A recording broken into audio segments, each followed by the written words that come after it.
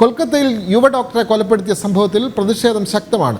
IMAയുടെ നേതൃത്വത്തിൽ ആഹ്വാനം ചെയ്ത ഡോക്ടർമാരുടെ പണിമുടക്ക് തുടങ്ങി 24 മണിക്കൂർ നീണ്ടു നിൽക്കുന്ന പണിമുടക്ക് നാളെ രാവിലെ 6 മണി വരെ നീണ്ടു നിൽക്കും.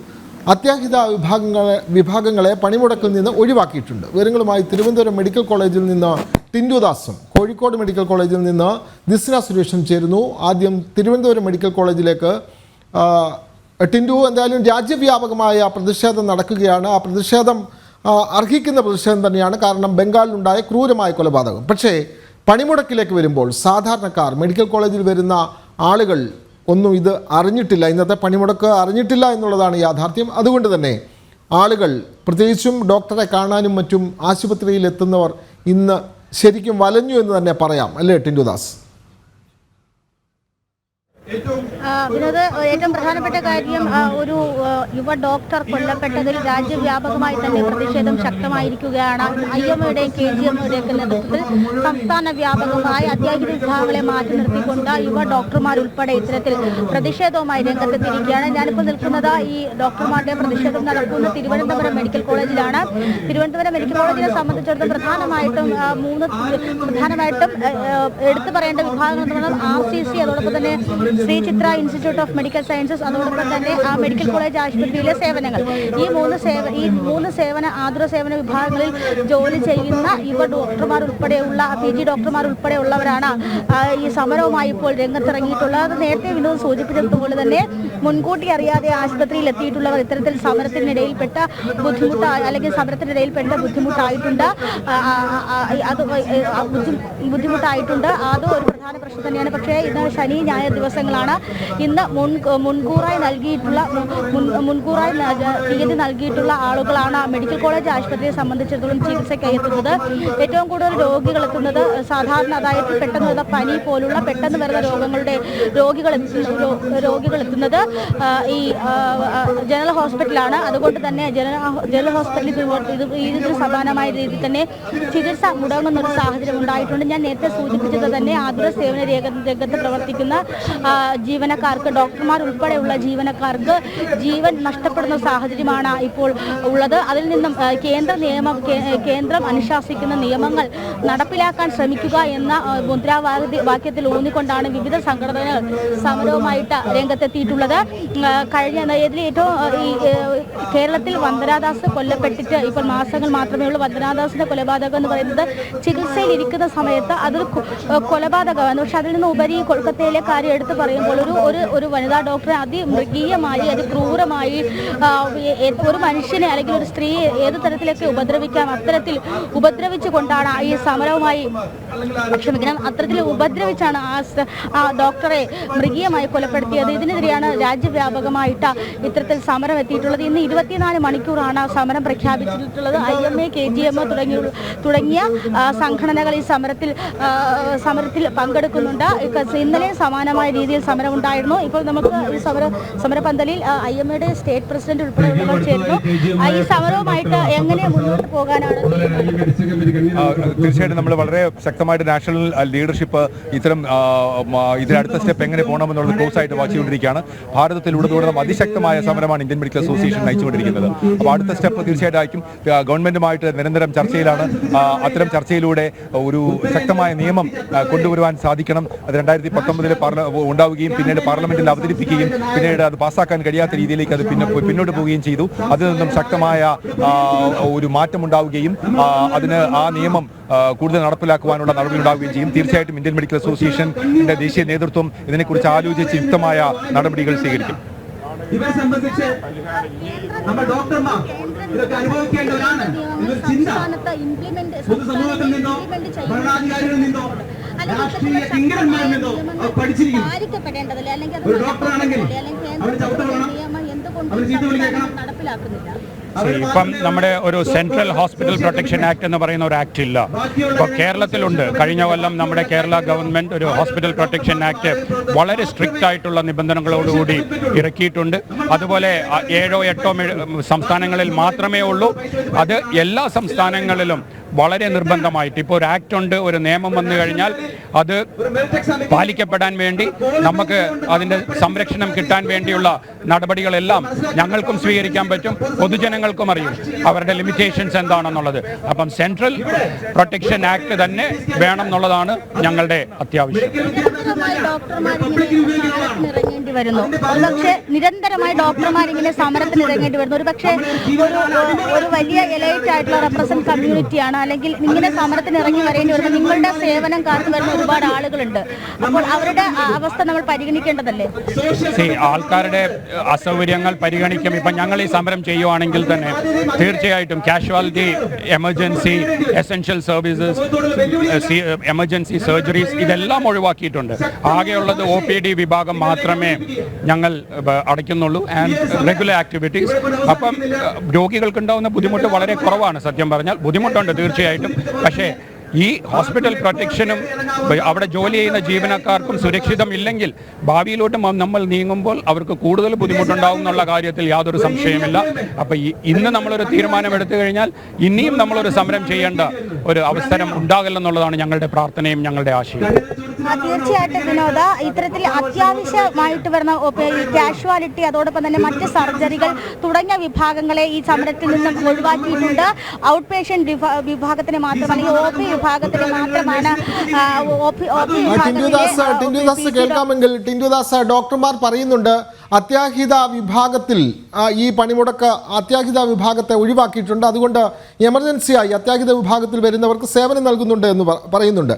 എന്തായാലും ഡോക്ടർമാരുടെ സമരത്തെ നമുക്ക് പൂർണ്ണമായും തള്ളി പറയാൻ കഴിയില്ല. കാരണം അത്ര ക്രൂരമായ നിലയിലാണ് ബംഗാളിൽ ഒരു വനിതാ യുവ ഡോക്ടറെ കൊലപ്പെടുത്തിയത്. ടിൻഡുദാസ്, ഏതെങ്കിലും ഒരു വനിതാ യുവ ഡോക്ടറുടെ പ്രതികരണം കൂടി, ഇക്കാര്യത്തിൽ അവരുടെ വികാരം കൂടി, അവർ ഏത് നിലയിൽ ഈ സംഭവങ്ങളെ, പ്രത്യേകിച്ചും ബംഗാൾ പോലെയുള്ള ഒരു സ്റ്റേറ്റിൽ ഇത്തരത്തിലുണ്ടായ ഒരു സംഭവത്തെ അവരെങ്ങനെ കാണുന്നു, അവരുടെ ഒരു പ്രതികരണം കൂടി നമുക്ക് നൽകാൻ കഴിയുമോ ടിൻഡുദാസ്?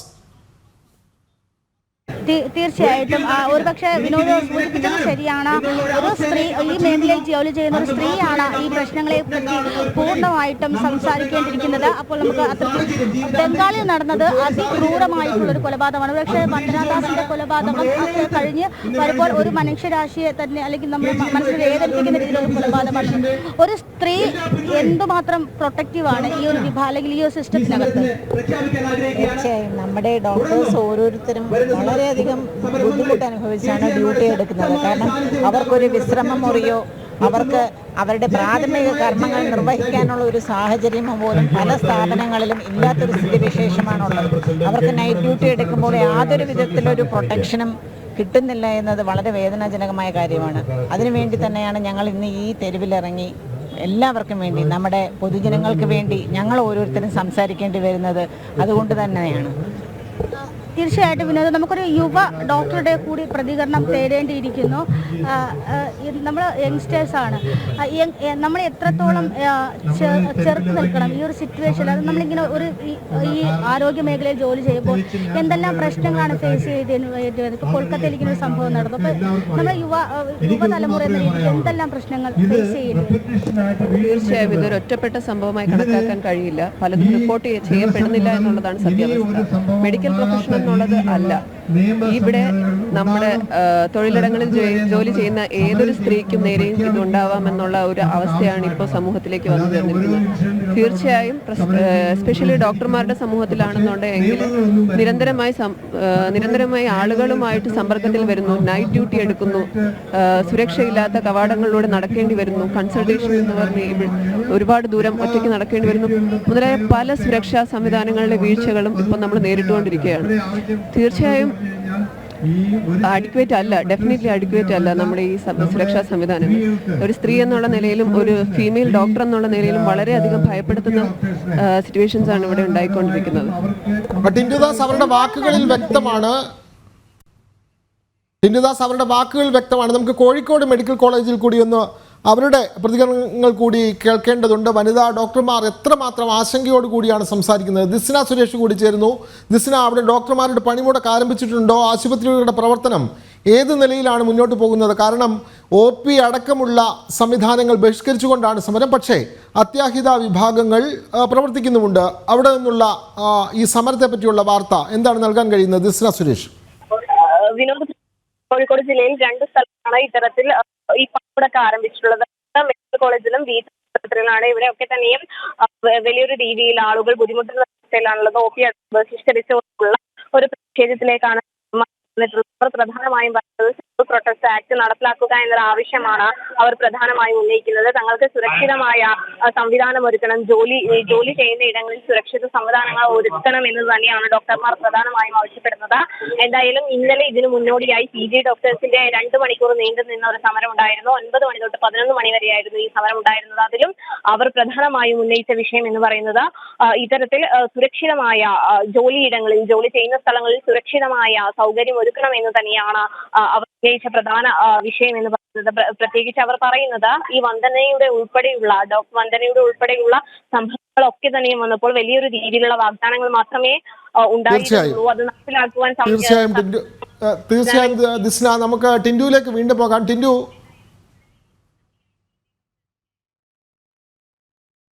സെക്യൂരിറ്റീസ് ഇല്ല.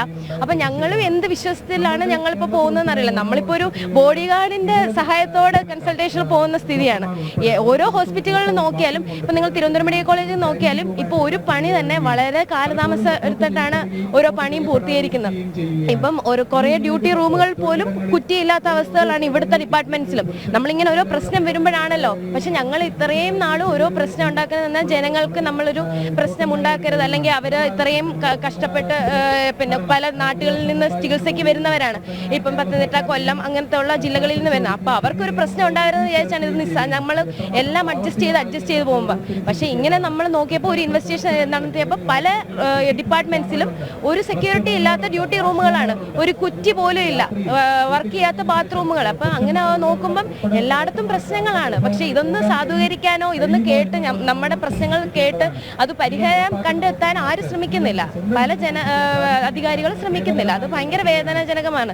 ഇങ്ങനൊരു പ്രശ്നം വരുമ്പോൾ ഇങ്ങനൊരു മീഡിയ അറ്റൻഷൻ വരുമെന്നല്ലാതെ പിന്നെയും പണ്ടത്തെ പോലെ തന്നെ ആവുക, അല്ലാതെ നിരന്തരം തെരുവിലിറങ്ങേണ്ടി വരിക എന്ന് പറയുന്നത് ഒരു വലിയ ഒരു സമൂഹത്തെ റെപ്രസെൻറ്റേറ്റ് ചെയ്യുന്ന കമ്മ്യൂണിറ്റിയാണ്. അപ്പോൾ പൊതുസമൂഹം വിചാരിക്കുന്നത് നമ്മൾ സുരക്ഷിതരാണെന്നാണ് അവരുടെ തെറ്റിദ്ധാരണ. നിരന്തരം ഇങ്ങനെ തെരുവിൽ ഇറങ്ങിയതിനേക്കാളും പെർമനന്റ് ആയിട്ടൊരു സൊല്യൂഷൻ ആവശ്യമില്ലേ? പെർമനന്റ് ആയിട്ട് സൊല്യൂഷൻ ഉണ്ട്. പിന്നെ ഏറ്റവും സങ്കടം എന്ന് പറഞ്ഞാൽ ഈ ഒരു കുട്ടി ഒരു പെൺകുട്ടിയാണ്, വെറും ഡോക്ടർ മാത്രമല്ല. ഇപ്പം നമ്മുടെ സുഹൃത്തുക്കളുടെ ഇടയിലാണെങ്കിലും ബന്ധുക്കളുടെ ഇടയിലാണെങ്കിലും ഇത് വളരെ ഞങ്ങളുടെ കമ്മ്യൂണിറ്റിക്ക് മാത്രമുള്ള ഒരു പ്രശ്നം പോലെയാണ് കാണുന്നത്. പൊതുസമൂഹത്തിലോ അല്ലെങ്കിൽ ഇപ്പം ഈവൻ നിങ്ങൾ ഉൾപ്പെടെയുള്ള മീഡിയാസ് വരെ ഇപ്പോഴാണ് റിപ്പോർട്ട് ചെയ്യാൻ തുടങ്ങിയത്. ഇത് ഒരാഴ്ചയായി. അപ്പം നമ്മൾ എന്തുകൊണ്ടാണ് ഇങ്ങനെ ഞങ്ങളെ മാത്രം ഒരു വിഭാഗമായി എല്ലാവരും കാണുന്നതെന്ന് ഞങ്ങൾക്ക് ഇപ്പോഴും മനസ്സിലാവുന്നില്ല. കാരണം ഞങ്ങളൊരു ക്രീമി ലെയർ ഓഫ് സൊസൈറ്റി ഒന്നും അല്ല. ഞങ്ങളും കഷ്ടപ്പെട്ട് പഠിച്ച് പല കാര്യങ്ങളും വേണ്ടാന്ന് വെച്ചിട്ടാണ് ഞങ്ങൾ ഈ മെഡിക്കൽ കോളേജ്, സർക്കാർ മെഡിക്കൽ കോളേജിൽ മെറിറ്റിൽ പഠിക്കുന്നത്. അപ്പം ഞങ്ങളത് അർഹതപ്പെട്ടത് തന്നെയാണ്, അല്ലാതെ ഞങ്ങൾ കാംക്ഷിച്ച സാധനമല്ല. അപ്പം എല്ലാവരും നമ്മളെ ഒരു ശത്രുക്കളെ പോലെയാണ് കാണുന്നത്. പല കമന്റ്സുകൾ നോക്കിയാലും നമ്മളെ ഒരു ശത്രുക്കളെ പോലാണ് പൊതുസമൂഹം ഇപ്പോഴും കാണുന്നത്. എന്തുകൊണ്ടാണെന്ന് ഞങ്ങൾക്ക് മനസ്സിലാവുന്നില്ല. വളരെ വ്യക്തമാണ്. നമുക്ക് കോഴിക്കോട് ദിസ്ന സുരേഷിലേക്ക് പോകണം. ദിസ്ന, അവിടുത്തെ സമരം പൊതുജനങ്ങളെ നന്നായി ബാധിച്ചിട്ടുണ്ട് എന്ന് മനസ്സിലാക്കുന്നു. പക്ഷേ ഡോക്ടർമാരുടെ സമരവും അതും ജനകീയ ശ്രദ്ധ നേടേണ്ട ഒരു വിഷയം തന്നെയാണ്. അവിടെ മെഡിക്കൽ കോളേജിൽ ഡോക്ടർമാരുടെ സമരം ആരംഭിച്ചിട്ടുണ്ടോ? കൂടുതൽ വിവരങ്ങൾ. കൊൽക്കത്തയിൽ ക്രൂരമായി വനിതാ ഡോക്ടർ, യുവ ഡോക്ടർ കൊല്ലപ്പെട്ടതിൽ പ്രതിഷേധിച്ചാണ് IMA രാജ്യവ്യാപകമായ പ്രതിഷേധം നടത്തുന്നത്. OP അടക്കമുള്ള സേവനങ്ങൾ അവിടെയാണ്. ആ സേവനങ്ങൾ മതിയാക്കി, അല്ലെങ്കിൽ ആ സേവനങ്ങളിൽ നിന്ന് വിട്ടുനിന്നുകൊണ്ടാണ് ഡോക്ടർമാർ ഇന്ന് സമരം നടത്തുന്നത്. എല്ലാ മെഡിക്കൽ കോളേജിലും സമര പരിപാടികൾ നടക്കുകയാണ്. തിരുവനന്തപുരം, കോഴിക്കോട്, കൊച്ചി അടക്കമുള്ള മെഡിക്കൽ കോളേജുകളിൽ ഡോക്ടർമാരുടെ സമരമുണ്ട്. ഇത് സാധാരണക്കാരെ ബാധിക്കുന്നുമുണ്ട്. ടിൻഡു, എത്രമാത്രം വേദനയോടെയാണ് അവിടുത്തെ ഡോക്ടർമാർ പ്രതികരിക്കുന്നത്? തിരുവനന്തപുരം മെഡിക്കൽ കോളേജ് ആശുപത്രിയിൽ പോലും അവരുടെ ഡ്യൂട്ടി റൂമിന് പോലും കുറ്റിയും കൊളുത്തുമില്ലാത്ത റൂമിലിരുന്നാണ് അവർ ജോലി ചെയ്യുന്നത്. യാതൊരു സുരക്ഷിതത്വമില്ല. നമുക്കറിയാം, നമ്മുടെ കൊല്ലം ജില്ലയിലാണ് വന്ദനാദാസ് കൊല്ലപ്പെട്ടത്, നമ്മൾ കണ്ടതാണ്. ആ ഒരു അന്തരീക്ഷം കേരളത്തിൽ മാത്രമല്ല, അങ്ങ് ബംഗാളിൽ പോലും സുരക്ഷിതമല്ലാത്ത സാഹചര്യം. കേരളത്തിലും ബംഗാളിലുമൊക്കെ ഇത് നടക്കുമ്പോൾ വലിയ ചർച്ചയാവാതെ വരുന്നു. ഈ ജീവന് വേണ്ടി ഈ ഡോക്ടർമാർ, പാവപ്പെട്ട രോഗികളെ ചികിത്സിക്കേണ്ട ഡോക്ടർമാർ ഇപ്പോൾ ഇത്തരത്തിൽ പ്രതിഷേധിച്ച് റോഡിലിറങ്ങേണ്ട ഒരു സാഹചര്യമാണ്. ഇവർക്ക് ശരിക്കും ആശങ്കയുണ്ട്. അവരുടെ വാക്കുകളിൽ വ്യക്തമാണത്. ആശങ്കയോടുകൂടി തന്നെയാണ് നമ്മളടക്കമുള്ള അല്ലെങ്കിൽ സാധാരണക്കാരായ ആളുകളെ ചികിത്സിക്കുന്ന ഇവരുടെ സുരക്ഷയ്ക്ക് പോലും ഇവിടെ സംവിധാനമില്ല എന്ന് പറയുമ്പോൾ എത്രമാത്രം കഷ്ടമാണ് ടിൻഡു.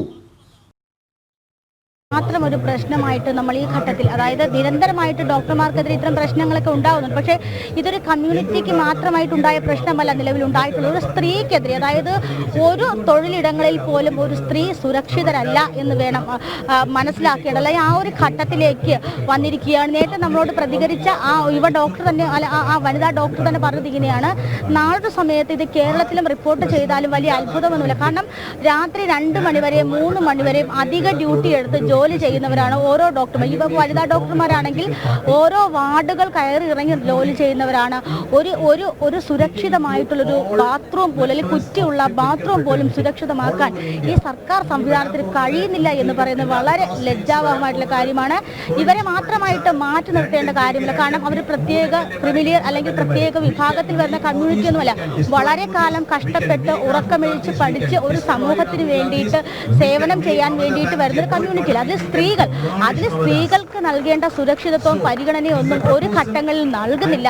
അത് കേരളത്തിലാണെങ്കിൽ പോലും സമാനമായിട്ടുള്ള രീതിയിലാണ് തന്നെയാണ് വനിതാ ഡോക്ടർമാരുടെ ഭാഗത്തുനിന്നും പ്രതികരണം ഉണ്ടായിട്ടുള്ളത്. നേരത്തെ നമ്മളോട് സംസാരിച്ച ആ കുട്ടി ഇങ്ങനെയാണ് സംസാരിക്കുന്നത്: ഞാനൊരു PG ഡോക്ടറാണ്, ഞാനിവിടെ ജോലി ചെയ്യുന്നത് 12 മണിക്കൂറിലധികം സമയം ഞാനിവിടെ ജോലി ചെയ്യുന്നുണ്ട്. പക്ഷേ ഇത്തരത്തിലൊരു പ്രശ്നം വരുമ്പോൾ മാത്രമേ മാധ്യമങ്ങൾ ഉൾപ്പെടെ ഈ വിഷയം ചർച്ച ചെയ്യുന്നുള്ളൂ. അതിന് ഏത് വിഭാഗത്തിലുള്ള സ്ത്രീ ആണെങ്കിൽ പോലും തൊഴിലിടങ്ങളിൽ ഇങ്ങനെ ചൂഷണം ചെയ്യപ്പെടുമ്പോൾ, ഇപ്പോൾ കൊൽക്കത്തയിൽ നടന്ന സംഭവമാണെങ്കിൽ പോലും കൂടെ ഉള്ളവരാണ് ആ കുട്ടി ഇത്രയും മൃഗീയമായിട്ട് ഉപദ്രവിച്ചിട്ടുള്ളത്. നമ്മുടെ കൂടെ നിൽക്കുന്നവരെയൊക്കെ എങ്ങനെയാണ് ഇത്തരത്തിൽ വിശ്വസിക്കാൻ കഴിയില്ല? സർക്കാർ സംവിധാനങ്ങൾ ഇതിനു വേണ്ടിയിട്ട് ആത്മാർത്ഥമായിട്ട് പ്രയത്നിക്കുകയാണെങ്കിൽ മാത്രമേ ഒരു പക്ഷേ ഈ തൊഴിലിടങ്ങളിൽ സ്ത്രീകൾ തീർച്ചയായും അവർ ശക്തമായ സമരം തന്നെയാണ് നടത്തുന്നത്. ഇപ്പോൾ അവർ മുദ്രാവാക്യം വിളിച്ചുകൊണ്ട് തന്നെ സമരം നടത്തുന്നു. സമര വേദിയിൽ നിന്നും തത്സമയം വിവരങ്ങൾ നൽകുകയായിരുന്നു ടിൻഡു ദാസ്.